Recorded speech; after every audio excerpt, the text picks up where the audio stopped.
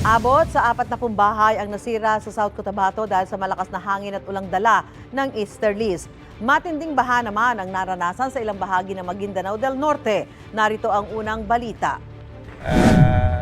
Umupa na itong baha. Tumila na ang ulan sa UP Maguindanao del Norte pero nag-iwan ito ng matinding baha. Umapaw ang mga sapa sa Barangay Nuro Poblacion at pumasok sa kanilang palengke. Ang mga panindangan damit nababad na sa baha. Ramdam din ang epekto ng masamang panahon sa ilang kalapit na bahay at tindahan. Baha rin sa ilang lugar sa Dato o Dinsinsuat. Isinalba ng mga residente ang kanilang gamit pero marami pa rin ang naabutan ng baha.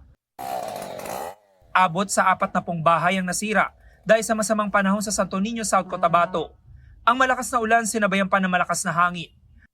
Maraming puno ang natumba at bumagsak sa mga bahay sa Barangay San Vicente, Panay, Katipunan at iba pa. Nagsagawa na ng clearing operation sa mga LGU kasama ang ilang volunteers. Oras na ng uwian nitong Martes pero nasa eskwelahan pa rin ang ilang estudyante sa Makilala, Cotabato. Stranded sila dahil sa malakas na ulan.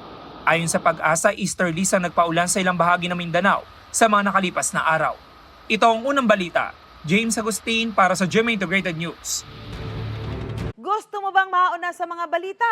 Mag-subscribe na sa GMA Integrated News sa YouTube at tumutok sa unang balita.